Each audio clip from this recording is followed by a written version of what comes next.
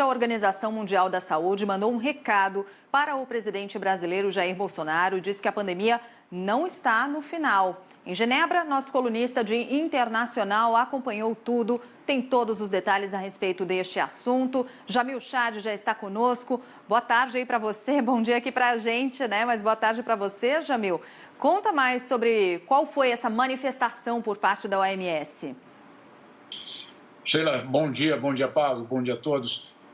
De fato, o que a OMS fez hoje foi, de uma forma muito diplomática, muito cuidadosa, mandar sim um recado ao presidente Jair Bolsonaro.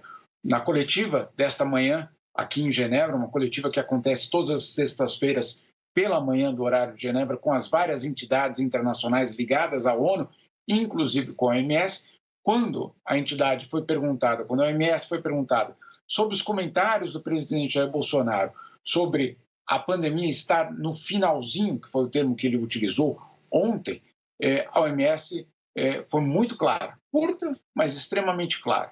A entidade disse o seguinte, que para a OMS, a pandemia continua em todos os lugares.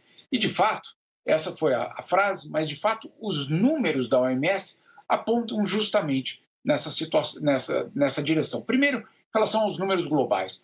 4 milhões de novos casos por semana, isso nas últimas semanas. Só para a gente ter uma noção, em meados do ano, o mundo precisava de mais ou menos 10 dias para atingir 1 milhão de casos. 10 dias, 1 milhão de casos. Na semana passada, em uma semana, 4 milhões de casos.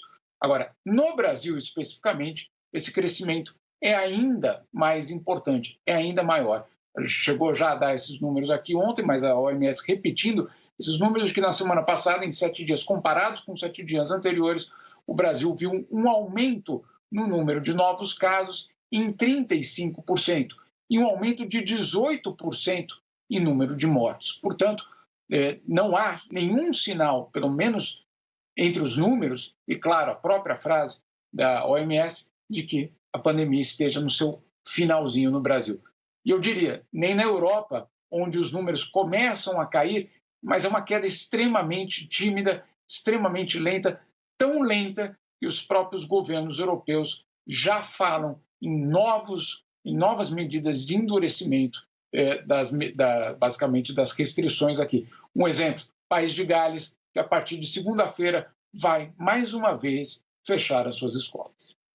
Pois é, Jamil, você falava aí sobre esses países europeus, né, adotando novas medidas restritivas. Eu estava aqui me lembrando também de algo muito marcante dessa semana e que você também acompanhou, que foi o discurso da primeira-ministra da Alemanha, Angela Merkel. Foi muito comovente, foi muito forte aquela manifestação, aquele discurso de Angela Merkel, quando se dirige à população mencionando ali a quantidade de mortos na Alemanha, não? Exato, Sheila.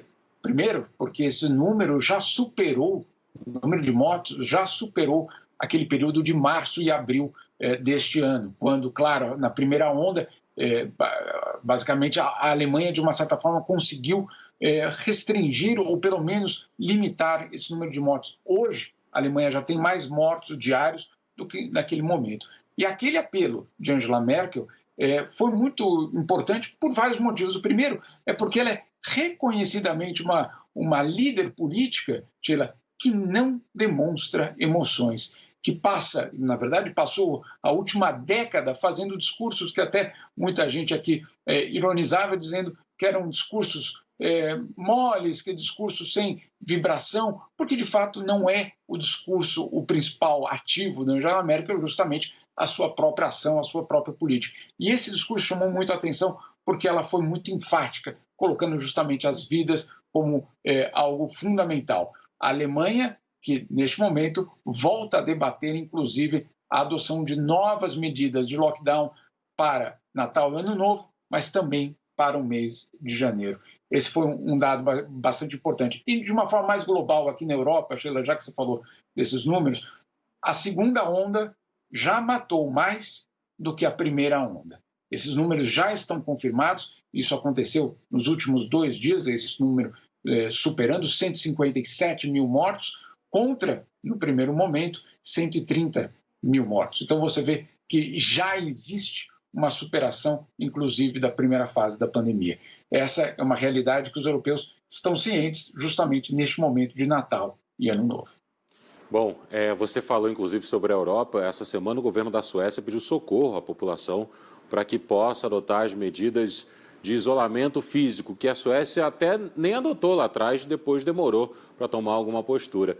Jamil, ontem em sua live, que faz todas as quintas-feiras, o presidente da República citou a hidroxicloroquina e fez uma referência ao continente africano, citando que muitos países africanos liberaram a hidroxicloroquina pelo tratamento que é a malária. A gente sabe que com a malária funciona e as pessoas passaram a tomar hidroxicloroquina contra o coronavírus e por isso no continente africano não há tantos mortos assim. O que a Organização Mundial da Saúde diz sobre os números que chegam de África? Pablo, essa é uma questão que inclusive a OMS já tratou tanto da cloroquina como da situação africana. Primeiro, em relação à situação africana, sim, os números são baixos, mas não é, segundo a OMS, por conta da cloroquina. São dois os elementos que contam e que estão contando muito no caso africano. O primeiro deles é a falta de testes, é a falta de informação com credibilidade. Não sou eu que estou dizendo isso, é o próprio Tedros Ghebreyesus, ex-ministro da Saúde da Etiópia, que hoje é o diretor da OMS, que reconhece que na África o mapeamento ficou longe de ser o ideal. Ou seja, os números que nós conhecemos oficialmente da África não são os números reais da doença. Esse é um primeiro ponto que precisa ser colocado para a gente entender quais são esses números. E, em segundo lugar, que é algo fundamental, a África, com ebola, com várias outras doenças, criou um sistema bastante eficiente de buscar a origem, ou pelo menos onde estão os surtos que afetam uma cidade, uma região.